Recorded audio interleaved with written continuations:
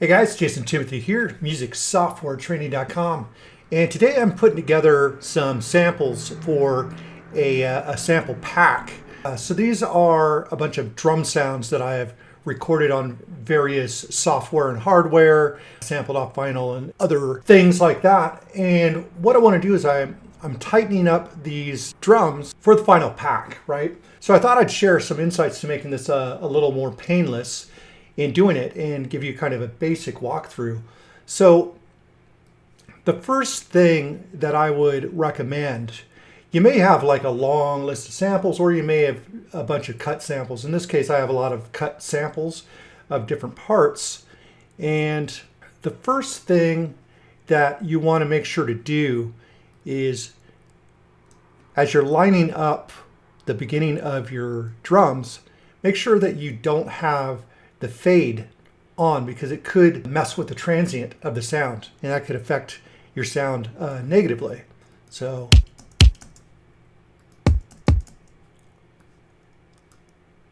and another thing too is if you just want to listen to one sample so it doesn't start the other sample, just click on it, hold the Alt key, and then hit the space bar, and it'll just play that one clip. So that should be a little bit helpful. So once you've got your samples, pop them all on a raw samples track. And then the next thing you want to do is create another audio track and set that to resampling. Now I'm assuming here that you've got no other audio on other tracks. If you do, make sure to solo your raw samples track. In this case, I don't have other samples, so I don't need to worry about that. And the next thing I did was I turned off the grid so I can really easily come in real close and dial in, the beginning and ending of samples. And to do that, you just hit Command 4. Command 4 will turn on or off the grid. Control if you're using a PC. So after that, I put together just a few effects that I may consider using to tighten up these drums. So I've got EQ, I got a glue compressor, and it's at 50%. Then I added another compressor that's a little bit of a tighter squeeze, and I kind of manage the percentage of this if it improves the sound. Then I've got a drum bus, and once again, this is not 100% wet. This varies depending on the sample. And then I have a transient effect. Now, if you don't have a transient effect and you just want to use stock plugins, you can use the transient effect here in the drum bus as well. So that's all I'm using. I don't want to overdo everything, but I just want to give it a little bit more oomph. So pretty much all the samples are going to get this glue compressor. And other than that, these are going to be on or off during the process. All right. So after that, what we want to do is we want to sample this to our resample folder. So whatever we do to the effects here is going to be recorded. So if I come over here, go ahead and turn on my compressor.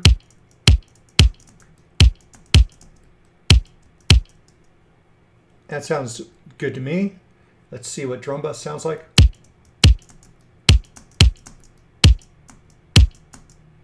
Pretty subtle. Let's see what it sounds like all the way up. See what the drive sounds like.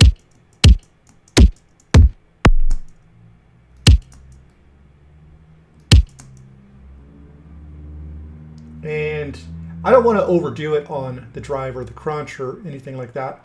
So this sounds fine to me so far. And then I can turn this on or off.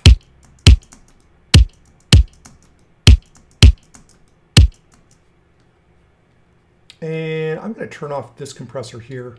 I don't think I need that extra fatness. I'm going to go with that.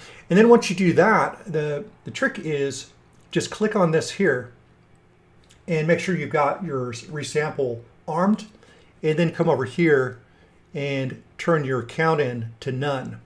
It's just going to make this go much quicker. So once you do that, you just click here and it'll automatically start at the beginning of the clip. And then you just hit record.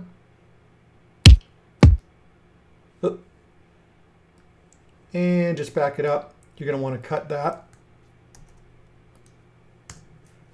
And then you could solo and hear what the final result sounds like.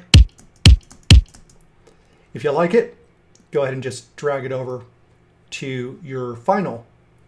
And then I get rid of this one, and then I go to the next sample and so forth. Once again, make sure that this kind of fade in is not doing that. Let me show you what it sounds like. If you've got a fade in,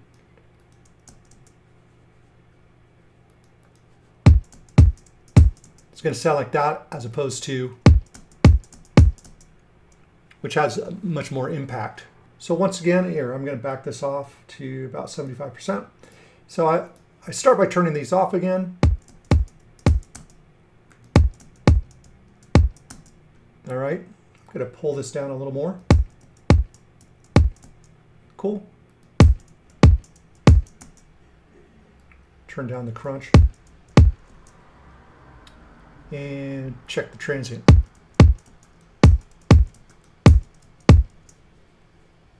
All right, that's fine with me. Then I just click on that, hit record, and real quickly stop. There we go.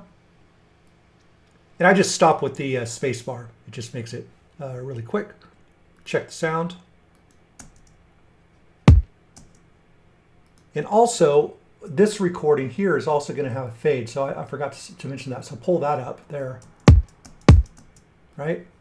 So this one here, I forgot to do the fade. So as you can see, there's kind of a fade in. So we'll do that.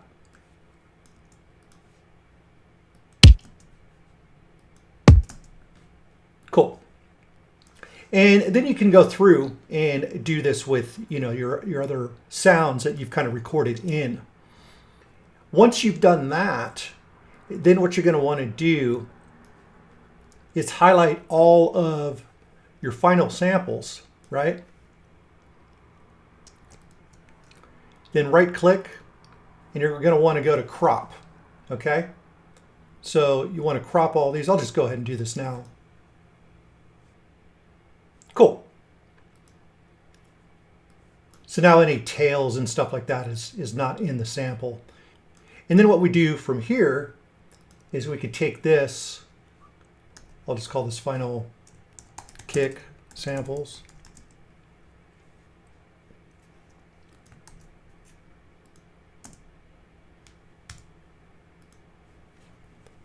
And we're going to create a folder. I've got a folder here for Ableton clips and stuff like that. So I'll just come down here, drag this in.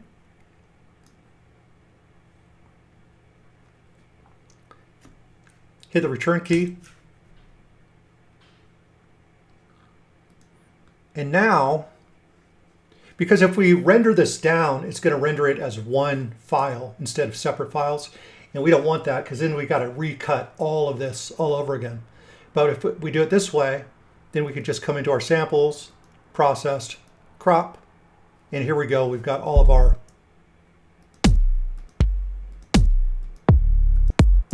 separate samples. So then it would just take this and rename the kicks. You could number them or you could describe them, whatever you want to do, and drop them into your sample pack. And that is the way that I'm approaching making a sample pack. So hopefully this helps you. So that's it for today, and I'll talk to you guys most likely tomorrow. Take care.